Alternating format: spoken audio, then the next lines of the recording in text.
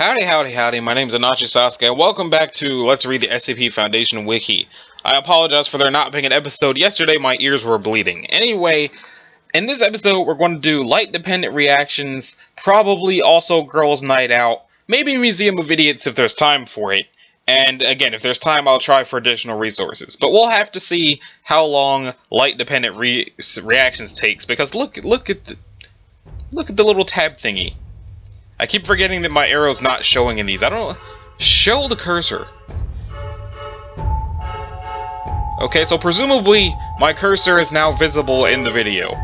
Maybe. If it's not, well, fuck. Anyway, well. Oh no, I cursed. Hopefully the video has cursing. Excerpts from interview log E466912. October 4th, 2014, 12:57 p.m. They actually gave us a real time. Holy crap. Interviewer, Jeff C. Taggart, data redacted. There we go. Subject, Dr. Chelsea Elliott, researcher, plant specialist. Good afternoon, Dr. Elliott. Please close the door. Silence. Excuse me, but have we met? Please close the door. Thank you. Do have a seat. I'm Jeff Taggart from Reclassification. Reclass? I'm sorry, I don't... Doctor, you've been briefed on us. Well, yes, but no one here is an anomalous. Aaron, Tom, and I all cleared quarantine months ago. And you must know why we think that assessment was premature. You're not eating, Doctor. The usual post-quarantine surveillance showed us that. Those sun lamps you're buying too. Seasonal affective disorder doesn't come on that fast. We're not sure how the poisoning incidents relate, though. I was hoping you could clear that up for us. What makes you think I'm authorized to waive the usual disciplinary actions for failure to report, provided you come clean now. Alright. I suppose I don't exactly have a choice at this stage. Thank you. I understand this all began with the events of Incident E31181A in February of last year. Let's open a link to that. That's not that bad. Let's see what that incident was. SCP-10 What is it? A luminous object resembling a miniature star. Incident report. On 12th of February 2014, Agent Aaron Moynihan, researcher Tom St. Jacques, and researcher Chelsea Elliott, representatives from MTF Theta 4 Gardeners, arrived at the future site of Site 2108 to assist in early field study of the anomalies that would collectively be designated 2108. At the time, 2108A and B were collectively designated E31181. 2108 itself had not yet been discovered. Theta 4 personnel were directed to the 2108B entities, which consisted of scattered vegetation growing in the cracks of the concrete warehouse floor, and began initial examination after establishing basic field precautions. However, when Dr. Elliott attempted to examine a leaf sample through a small magnifying glass, she received a burst of concentrated 2108A. The exposure converted her into an instance of 2108B within 5 minutes. The resulting endogenous poisoning required hospitalization. Simultaneously, the sudden emergence of a large 2108B instance caused significant changes in 2108's properties, most notably causing it to triple in diameter and luminosity while instantly relocating 4 meters straight down. This placed it below the level of the warehouse's skylight, simultaneously making it visible for the first time and irradiating all personnel present. Agent Moynihan, Dr. St. Jacques, and on-site agent Sashana Segel became instances of 2108B over the following 4 hours.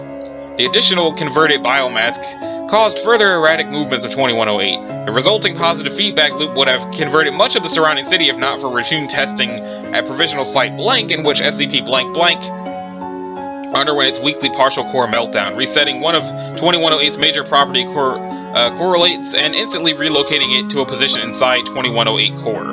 Strategic application of disinformation amnestics ensured no lasting public exposure. All personnel converted to 2108B recovered within 8 weeks. Cross that out. See Addendum 2108E46693 for records of extended observation. Like the other personnel involved in the incident, Dr. Elliott appeared to recover completely from the effects of the conversion. She completed quarantine and was cleared for duty upon recovering fully from her injuries. However, recent events indicate that this assessment was premature. Routine surveillance carried out on Dr. Elliott after the incident revealed irregularities in her eating habits. Although initially consistent with her established habits, these disturbances grew steadily more pronounced after the incident. When she fasted for 16 straight days in late April with neither any apparent preparation nor ill effects, her case was flagged for a closer and more prolonged examination. Over the following months, surveillance established that Dr. Elliott's food consumption patterns are closely correlated with her exposure to daylight or comparable full-spectrum lamps. She also displays marked symptoms of seasonal affective disorder, despite no history of the condition, for which she self-medicated with full-spectrum lamps. Additionally, on seven separate occasions in May and June, she was briefly hospitalized for acute accidental poisoning. All 7 incidents appear to have been caused by plant toxins whose sources were either entirely absent or available only in quantities far smaller than apparently ingested. The origin of the toxins is unknown. Taken together, these phenomena suggest that Dr. Elliott has acquired anomalous properties beyond those characteristic of 2108B, which have persisted and strengthened since the incident. She has been provisionally classified as E46693. Proceedings to classify her as an SCP object were filed in June 2014, but have since been postponed indefinitely pending O5 review. Now then, back to that. Yes, I was consulting for MTF Theta 4 at the time. 3 of us, Aaron Moynihan, Tom St. Jacques, and I, had been detached to investigate a suspected new anomaly. Everything went fine until I tried to use my hand lens. Okay, they're going to describe it happening. Geiger check, Chem sweep check, Humes check.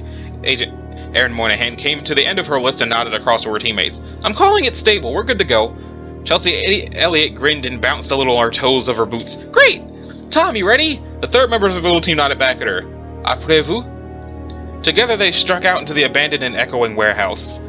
Elliott's eyes darted over the floor as they walked, eager for detail. Weathered concrete was none of their specialty, nor was architecture, though they had noticed the huge skylight running the length of the peaked ceiling. The rare February sunshine took on a subtle cast as it poured through.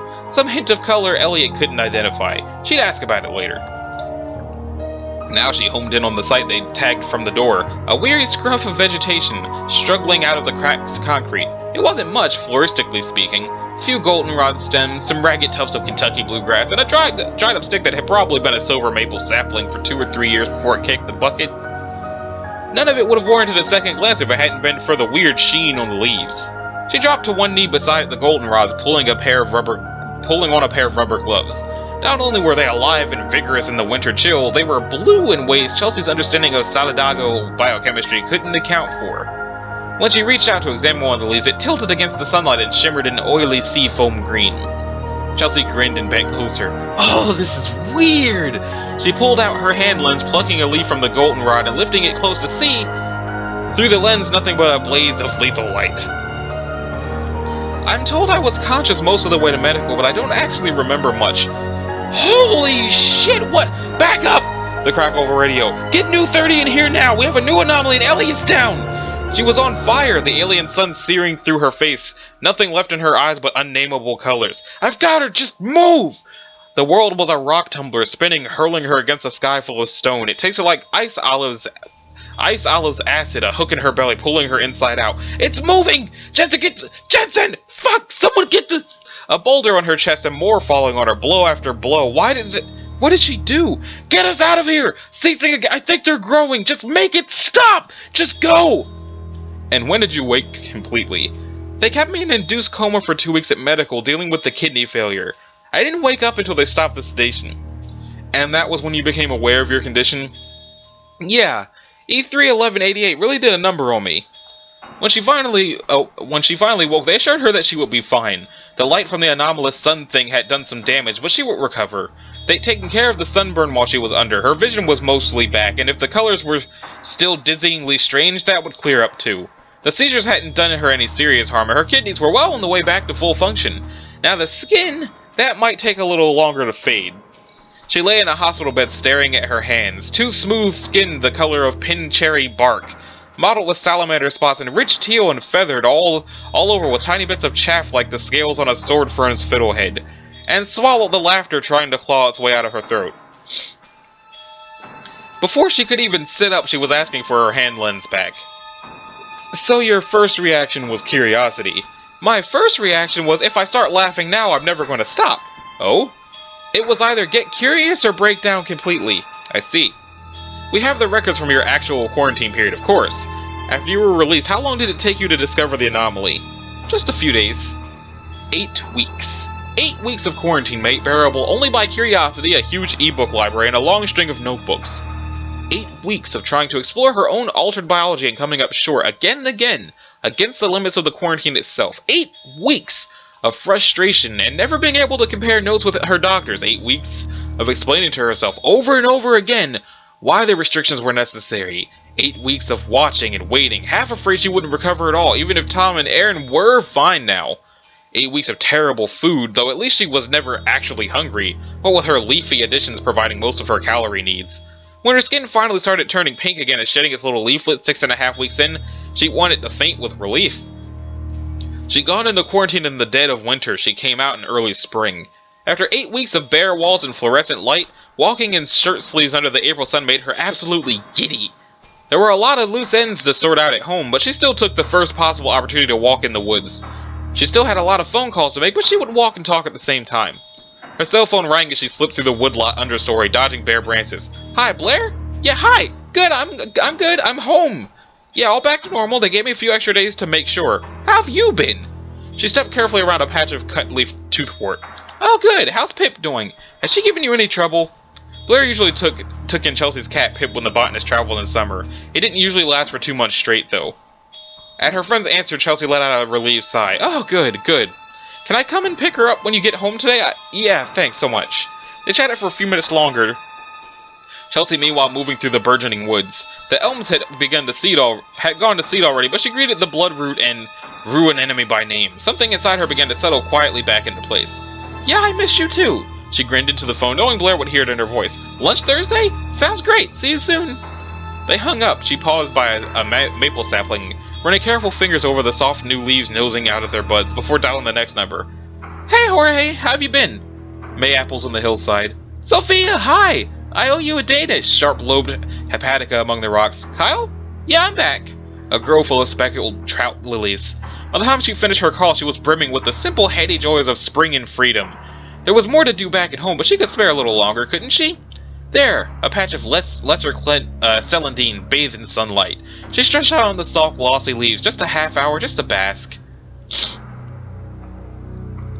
She stirred, blinking sleepily. How long had it been? The sun was still warm on her face, and she lifted a hand to shade her drowsy eyes. With the other, she felt beside her for her bag. Under her searching fingers, the leaves went crunch.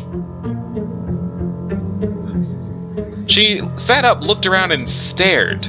The ground around and under her, a meter or more out from where she'd lain, was coated in hoarfrost, a hair-thin coat of sparkling white crystals, impossibly failing to melt in the balmy air.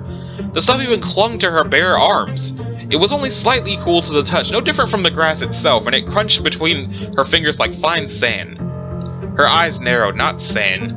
A memory surfaced. Baking Christmas cookies, rolling little balls of dough and cinnamon and sugar, she murmured. The crystal shape was right, and from what she could see through her hand lens, it dissolved almost instantly in a drop of water from the bottle in her purse, and the residue left her fingers faintly sticky. No scent. Hesitantly, she put a single grain on the tip of her tongue. Definitely sugar. She looked down at the leaves all around, up at the sky, her first real sunshine of the year, just after she'd stopped photosynthesizing, and suddenly there was sugar all over the place. Despite the balmy April air, she shivered. That sounds conspicuous. I'd expect surveillance to have showed it if you were literally sugarcoating every chair you sat in. Well, it wasn't being deposited very fast. Even in direct sunlight, it took a good 20 minutes to build up to anything noticeable. And it's light dependent, of course, so I can stop most of it by just wearing long sleeves and turtlenecks. Still, I didn't want to bring even that into a lab, contaminate every sample in the fridge just by standing near it. I might have had to turn myself in right then if I hadn't figured out how to control it. And how do you do that? Oh, I actually have no idea how to describe it. The process, technique, thing? I'd probably have to study meditation just for the vocabulary, or reread Dune. All I can say is that I learned to keep it in. I see. Soon after that, I realized I didn't need to eat anymore. I dealt with that sort of thing during quarantine. You just don't get hungry as long as you get enough light. And the experience was basically the same, no supernumerary scales this time, though. I still don't know what I'm using for chloroplasts. Was your fasting deliberate, then? Sometimes I just forget to eat, more often as summer came in. I took supplements in the beginning to make up for what amounted to a diet of straight sugar. Why the past tense? Well, it's not just a diet of straight sugar. I see. Go on. As it turns out, I can basically make any vascular plant metabolite that I've had in my system. Skin contact, inhalation, ingestion, all fair game, and it doesn't take much. I'm on either a balanced vegetation diet or a healthy photosynthate intake for a plant of about my mass. I'm not sure which. If I understand correctly, yeah, if it comes from a plant I can probably crank it out. Just get me a sample first. Does that include aconite? That was how I first learned I could do it in the first place. Oh hey, the aconitum's flowering. Sorry, what? The monk's hood. Chelsea nodded towards the 5-foot-tall plant that stretched a proud spike of hooded violet flowers towards the peak of the greenhouse roof. The young man at her heels showed no sign of recognition. Wolfsbane? Lovely plant, neat history and chemistry. Not too hard to grow, toxic as all get out, though. Her visitor, Niels, blinked. And you keep it out here? No containment? It's not really dangerous unless you eat it, and anyone who comes through here has enough sense not to do that. Chelsea smirked, ruffling one hand through the starburst leaves. Well, that'd get an awful lot of sap on your skin. I got a few big drops on my hands once, gave me heart palpitations for an hour, but that was it. Only heart palpitations? It's not as bad as it sounds. Sounds unpleasant enough. He eyed the plant with mistrust. What's it like if you actually do eat it? Nausea at first, plus the heart palpitations. Chelsea straightened up cheerfully. Burning in the abdomen, then tingly numbness, weakness, and worse arrhythmias, ends in paralysis and death if you let it get that far. Sounds nasty. It's just self-defense. It was still making her stomach roil a little. Odd. Toxicology didn't usually bother her, not in the abstract. Besides, anything's useful in the right context. This one's only in here because Nathan's group is using it in an antidote. We'll think it'll be half the key to CCR syndrome, which is SCP-1717. Pseudoaconite was the active ingredient, she remembered. Not a big molecule, but it had an intriguingly multi-ringed structure. She almost pictured how the plant would synthesize it. Her stomach turned again as she swallowed. I hope that's not the pasta. Anyway, the colony I wanted you to see is over here. They struck back out across the greenhouse, weaving between tables of carefully labeled experimental flats. They'd almost found their destination when Chelsea's stomach spasmed outright. She doubled up halfway, reflexively clapped a hand to her mouth. Whoa! Are you okay? Yeah, I should... Again, she swallowed back the acid, which only set off a fiery complaint in her belly. Maybe not. I'm never letting college choose lunch again. This almost feels like...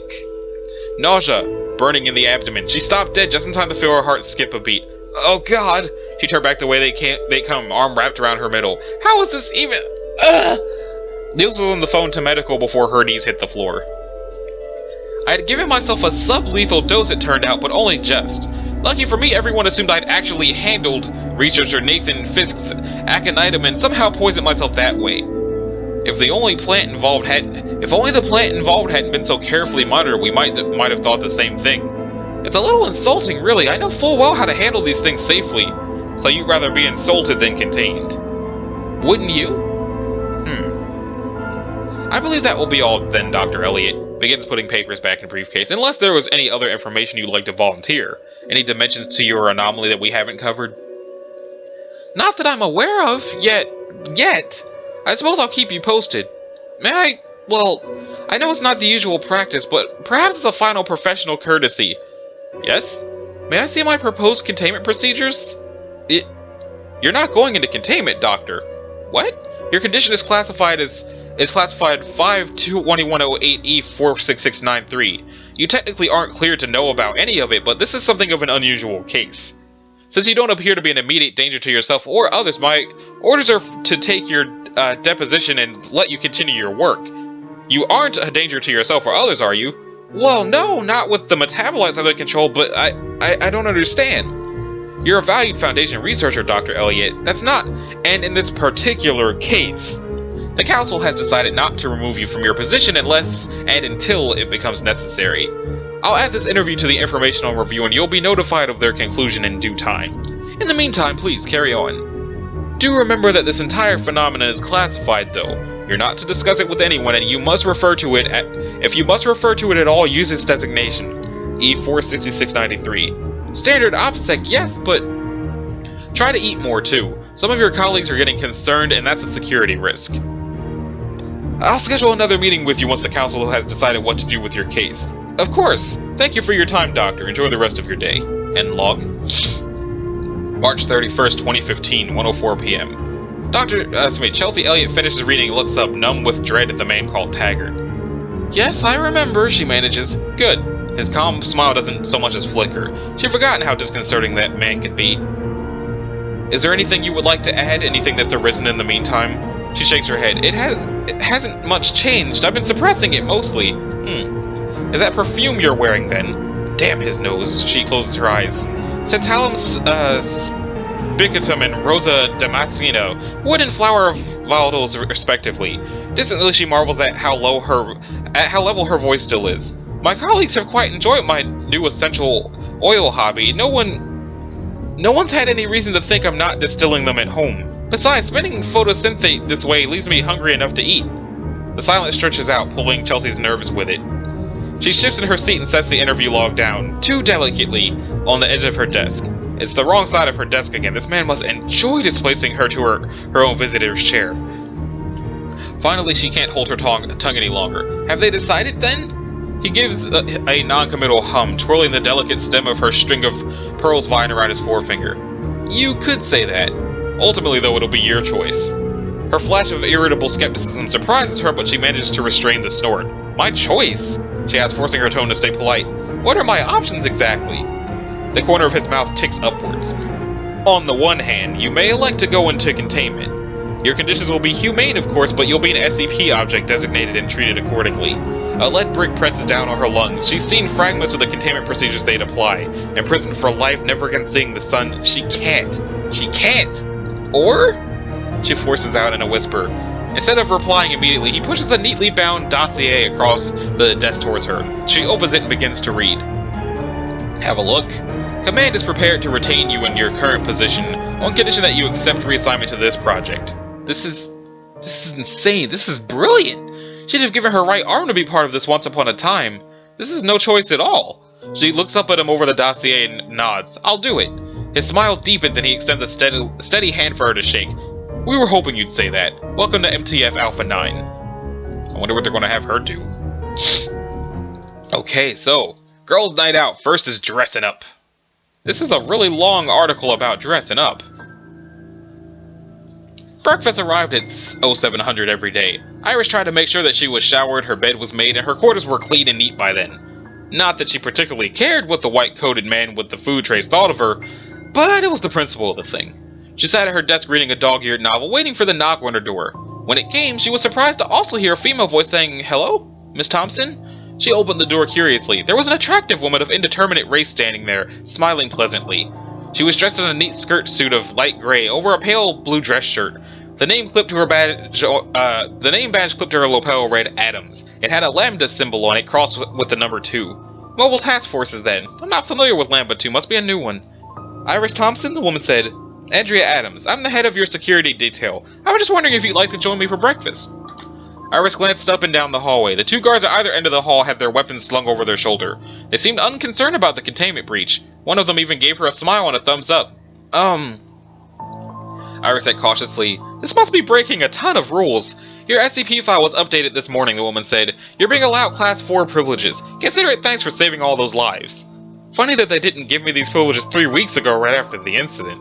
I think you mean my reward for joining Alpha 9. You really want to stay in that cell? Just accept the damn reward. Alright! Iris said reluctantly. Shall we go? Not yet. Blue scrubs are so last year. Here. Adam thrust a plastic grocery bag towards the other woman. I'll wait for you to change. These jeans feel weird, Iris said. My legs feel all constricted. Did I get your size wrong? Adam asked. I looked up the report from your last physical. The jeans are fine. I just haven't worn jeans in 9 years, Iris pointed out. And I'd almost forgotten how to tie shoelaces, too. Special containment procedure humanoids were only allowed soft slippers. Less opportunities to hang yourself or improvise a weapon without shoelaces. Ah! Well, hopefully you'll have a chance to get back into practice in the near future, Adam said. She opened the door of the Site-17 cafeteria. After you? The din of conversation in the mess hall didn't ebb as the two women entered. Word of Iris's updated containment procedures must have gotten around. No one turned to gawk at the SCP walking free in a restricted area. A few did stare at the strikingly attractive woman in the gray skirt suit. Probably some of those stares were also intended for her, the moderately attractive one in t-shirt and jeans. It was strange how comforting just being looked at felt compared to wondering if the armed agent was going to decide that you'd taken a threatening action and go for his weapon. Adam shrugged off the stares like rain and walked confidently up to the counter, picking up 2 orange plastic trays and passing one to Iris. "Hey, Flames," she said to the bearded man in the white chef's apron. "1 Denver omelet special." She glanced over to Iris. "What do you want? I'll buy."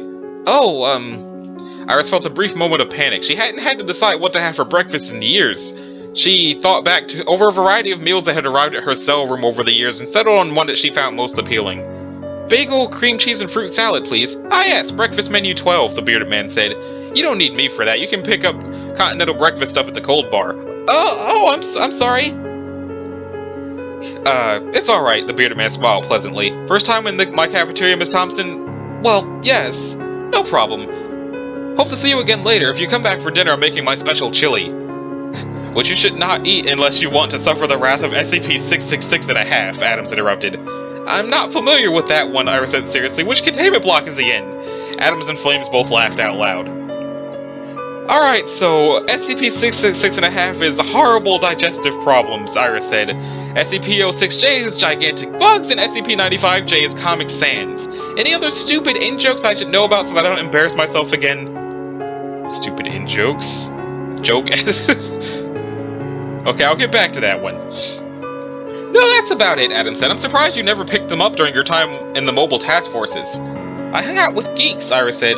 "They mostly make jokes about Portal and Half-Life.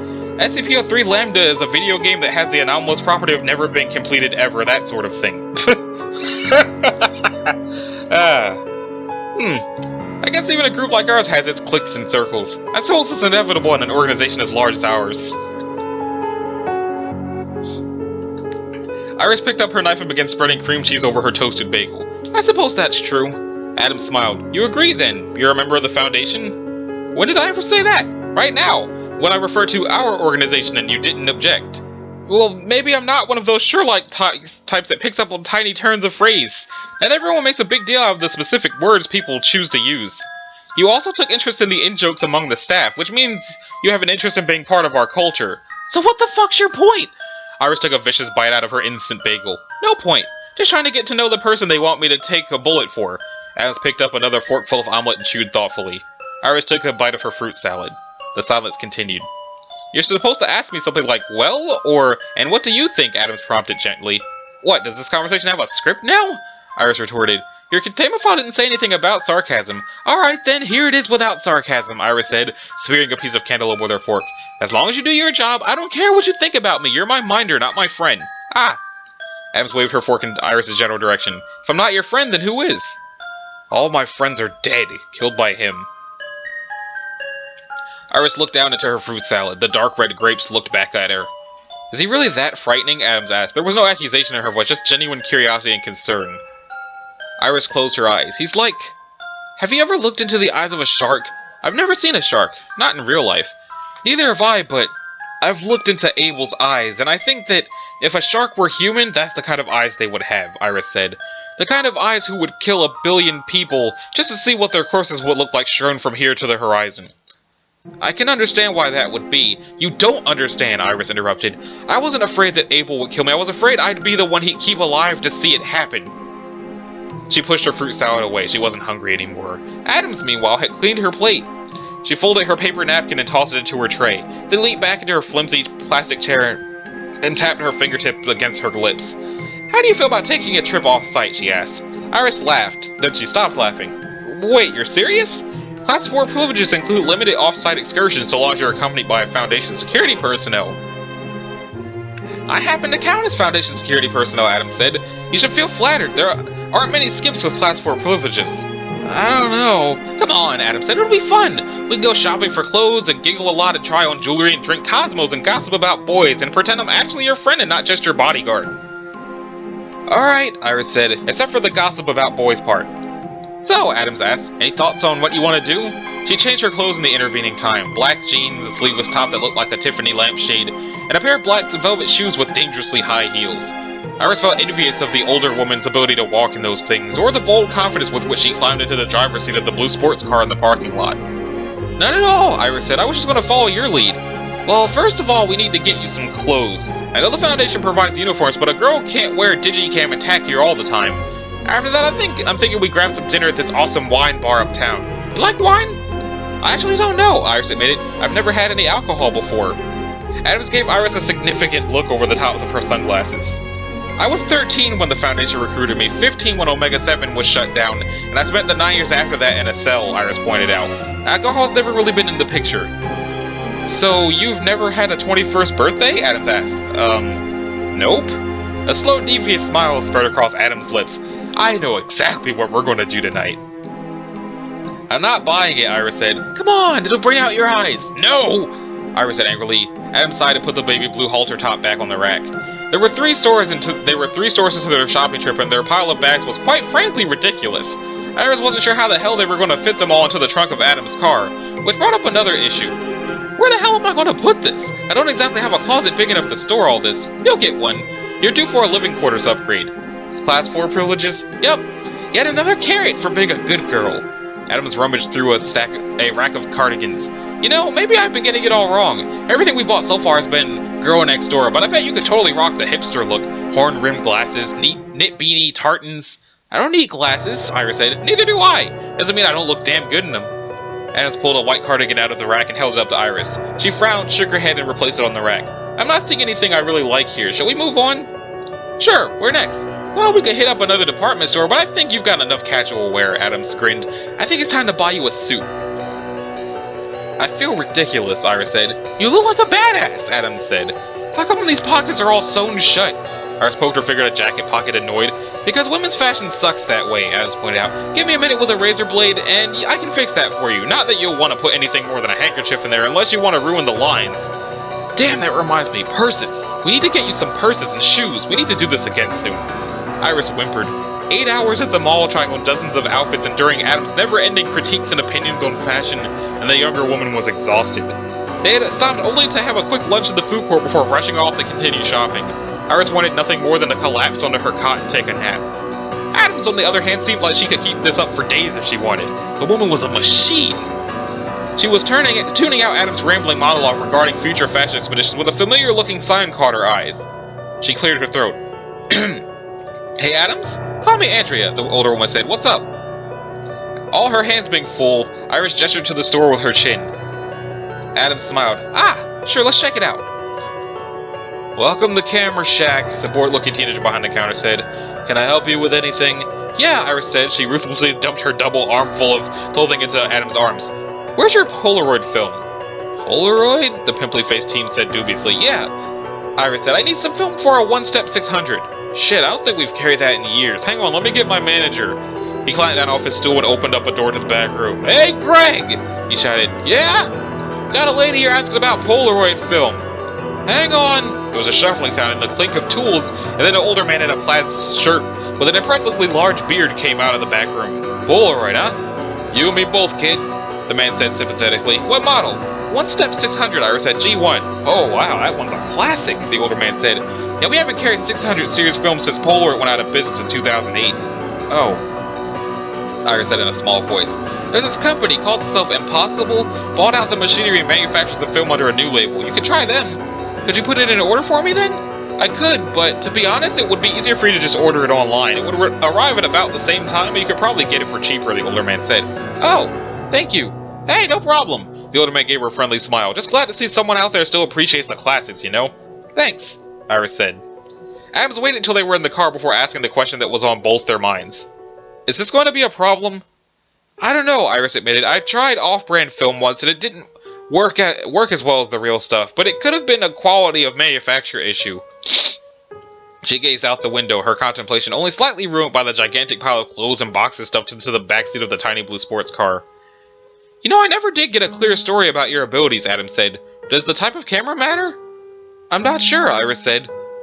With my old camera, I wonder why she didn't just say asked. No, everyone just says said in these. No one says asked or thought or...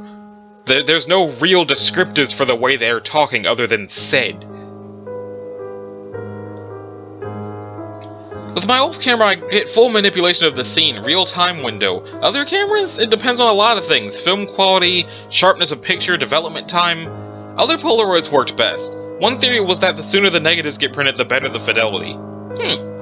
So, one reason why the Polaroid works so well might not be the camera itself, but the speed at which it develops the photos, Adams said thoughtfully. That's one theory, we never really tested it though, Iris said. Adams immediately pulled a U-turn across 3 lanes of traffic, prompting a round of loud honking from irate drivers. What the fuck? Iris shouted. We're going back to the mall, Adams said, her jaw set with determination. Hello, the chipper young woman in the khakis and blue polo shirt said. Welcome to... I need to buy a tablet and a smartphone, Adams said forcefully. Okay. The Best Buy employee says, stammered. Which brand? I don't care. Adams took off her sunglasses and fixed the hapless employee with an intense stare. Just show me the ones with the most megapixels. We're gonna get in trouble, Iris groaned. We can't get in trouble. This is what they're asking you to do, right? Adams placed the empty smartphone box on the roof of her car, next to the box with the tablet computer. They want me on a mobile task force, yeah, Iris pointed out, but it hasn't even been activated yet. Call it a training exercise then. Adams stepped away from the car and glanced up and down the beach. At this time of year, the beach was nearly empty of tourists. Alright, she said, give it a shot. How? I don't even know where the shutter button is. There's all sorts of little pictures and stuff. Oh, for crying out loud. I keep forgetting you've never seen a smartphone before. Press that, then press this. To take a picture, touch this thing here. Get it? Alright, here goes. She held up the tablet computer in front of her eyes and tapped the part of the screen Adams had indicated. There was a flash of blue light painfully bright in the dimming orange sunset. A moment later, an image of the 2 empty cardboard boxes sitting on the roof of Adams' car appeared on the screen. Okay, Iris said dubiously. What now? Well, give it a try. Do your thing, Adams said. Iris swallowed hard. She timidly placed her hand upon the roof. Cool glass. She flinched. Feels weird. Does it hurt? Not exactly. More like trying to push my fingers through tightly packed wet sand. Iris took a deep breath and pushed a little harder. Her fingertips sank into the glass like still water. At the same time, a ghostly image of a hand appeared in the air in front of Adams' car and pushed against the 2 empty boxes. They tipped over onto their sides. Nice work, Adams said admiringly. That's gonna come in handy. I'm out of practice, and this thing doesn't feel right, Iris frowned. Her fingertips were a bit numb. Rubbing her hands together helped. With my old camera, I could have picked up one of those boxes and stacked them on top of each other. Well, keep practicing, Adams said. If you can pull it off with a digital, you won't be limited by the amount of film you're carrying. Yeah, Iris wiped her fingers on the hem of her t-shirt. I think there might be a knack to it that I just don't get yet. Well, if all else fails, you've at least got a neat little toy to play around with, Adams said. I'm not sure what I'd ever use it for, but thanks. You say that now, but wait until I show you YouTube. YouTube? That stupid little site with the home videos? Oh man, you have no idea, Adams grinned. They threw the boxes into the trash and got back into the car. Most people, when they find out about my powers, they start talking about ways I could use them to kill people, Iris said. Your psych profile says that's a bad subject to bring up with you, so I didn't. Adams checked her rearview mirrors and pulled out of the parking space. Oh. Iris looked out the car window as they headed down the coast highway. Yeah, they tried to make me do it, but I refused. Locked myself in my quarters. They threatened to drag me out of my room, but the Omega-7 guys wouldn't let them. Your mobile task force got into a fight with site security? Oh yeah, Iris said. A fond, happy smile crossed her face. The first peaceful expression Adams had seen all day. They set up a barricade in the hallway outside my room. Oversight threatened to demote them all to D-class. Adrian told them to suck his ass. Adrian? Adams' brow furrowed. Adrian Andrews, yeah. We called him AA. He was kind of like a big brother to me. He and Beats. Beats? Beatrix Maddox, his fiancée. Iris flinched as she remembered how that love story had ended. She soldiered on. She died. He died too? I can't remember how. A lot of us don't remember the details about things that happened back then. Some kind of CK class restructuring? But when I think about it, I feel sick and sad, so I'm sure it was horrible. Something caught Iris's eye. Adams was gripping the wheel tightly. Her knuckles were actually turning white. The expression on the older woman's face was blank and still. Empty, even. Are you okay? Iris asked. Adams replied, Yeah, I'm fine. Her voice was completely calm and collected as she released the steering wheel from its death grip. Well, we're here, she said cheerfully. We better get inside and then you can get changed. Why the hell would I want to get changed? What, you seriously want to go clubbing in jeans and a t-shirt? Clubbing? Iris was perplexed. Then she got concerned. Then she saw the beach house. Adams? Where exactly are we?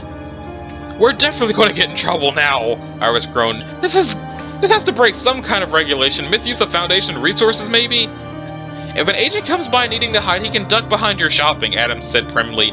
Besides, I don't think he complained over much about having to lay low in a safe house with a pair of pretty ladies.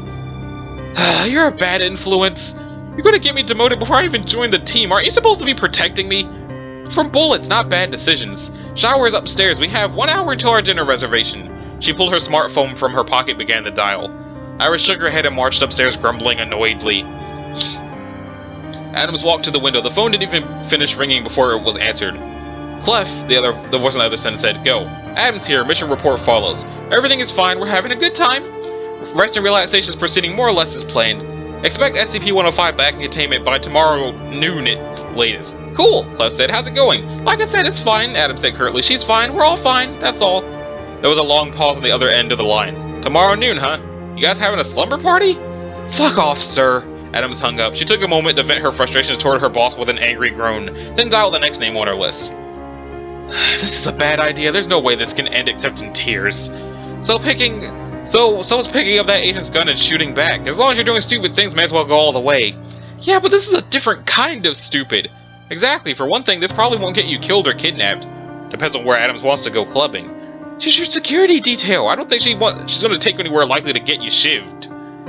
"Unless this is actually a complicated decommissioning. Are you going to wear them or not?" "Ugh, fine." Iris put on the boots and carefully got to her feet. The girl that looked back at her through the mirror looked like a girl who spent the last 9 years locked up in a cell and still wasn't used to wearing civilian clothes. The high-heeled boots made her knees all wobbly. The skirt felt breezy and exposed. The scarf was uncomfortably reminiscent of a noose.